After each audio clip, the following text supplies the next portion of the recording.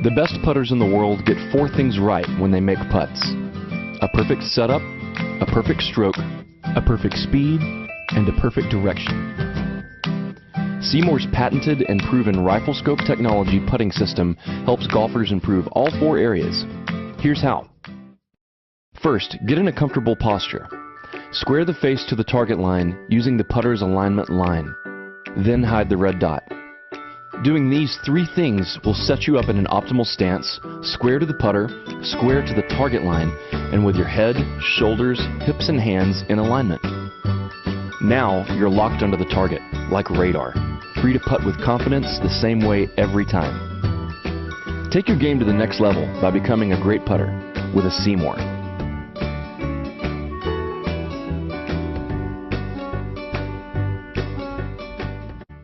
Okay, Chris, so here's before and after golf swing. Let's just all right, let's just keep your before swing here. All right, let's just focus here on your body. Some of the things we kind of pointed out. A big sway happens there. Yeah. Right? I think swaying so much out over this is after we even propped up your outstep, right? I think that forces you to not get to the side. You weren't getting more lateral. You were kind of hanging back and getting into a bad habit of flipping your hands there. Which is what I do. Right? Yeah. So you can see the pressure trace here, 60-40 in your back address, right? Top of your backswing. When you go down through, when you get to the impact area, you're more 50-50, yeah, 60-35. So making this adjustment here, this is the after I put the ball out in front, right?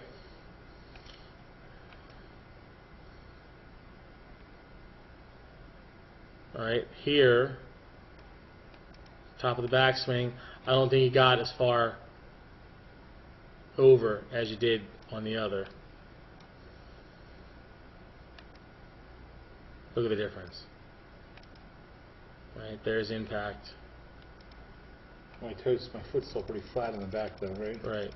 But now you're getting, right?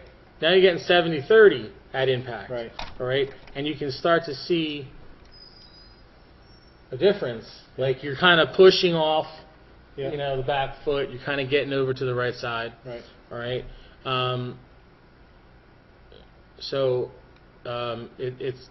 It's a work in progress, but but you want to get your weight this way, get it forward. Right. I'll show you a crazy video. That's why he's the #1 guy in the world. All right, so this is Jordan Spieth. Okay. Right. So I'm gonna cover the numbers. Yeah. I'm gonna take him to the top of his backswing. What would you think his weight is, if not looking at the thing? What do you think his weight is? Just by looking at his body. How much weight does he have on his back foot? How much weight? There's a lot. Okay. Yeah, he's 95. I was gonna say it looks like there's like there's no weight on his front at all. Okay. So he's 95. 5. Which is unusual. Watch the ball go. So and you watch, like look, the ball, his trace is right here. That's where the 95 is. It's on the instep of his foot here. Watch him make the shift. See, he shoots, he pushes, and turns.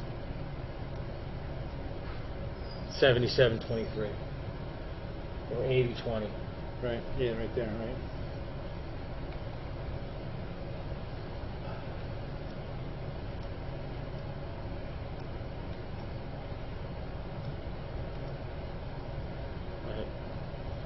That's the shot he hit.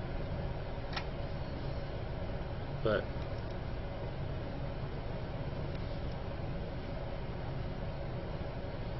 push.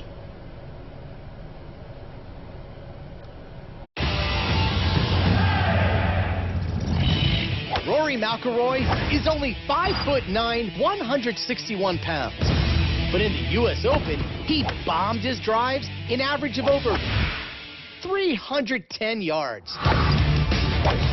Our question is, how does a golfer Rory's size get so much length off the tee? The key to generating distance is what's called the kinetic chain, drawing energy from the ground up through the legs, through the torso, into the arms, and into the club. And in the middle of that kinetic chain is a critical link, the hips.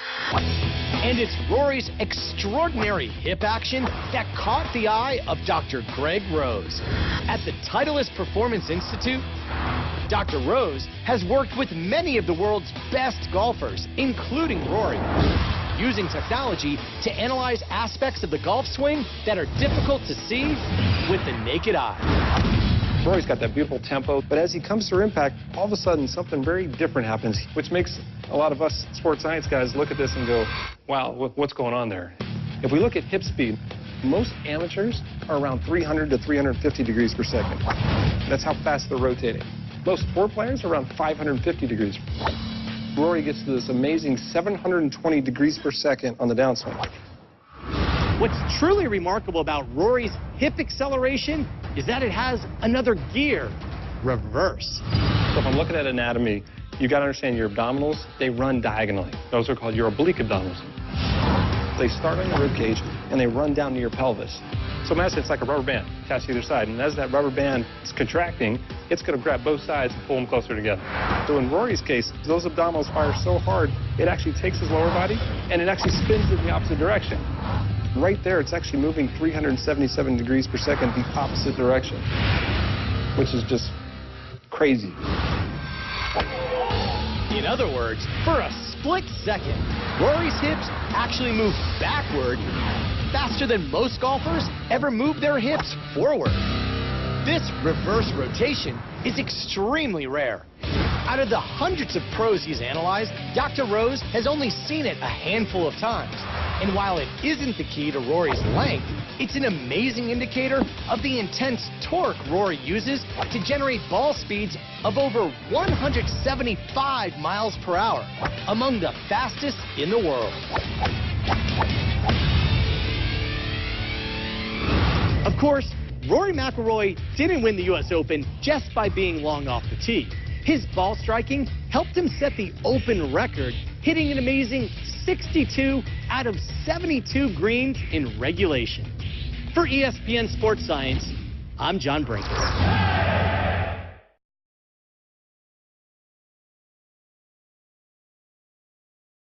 Well, the most important thing in a golf swing to me is the movement of the lower body from the top of the swing.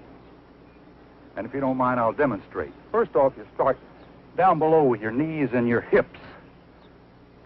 At the top of the swing, you move the lower part of your body, not your shoulders, the lower part of your body, letting your arms and hands follow, bringing you into position to hit. But this is the first movement there. Then you release at the bottom. Most people do it entirely opposite. They rotate their shoulders first instead of their lower body. As a result, they come across the ball and hit the outside of the ball instead of the back of it. If you don't mind, I'll hit a ball, and the first thing to watch is what starts first from the top of the swing.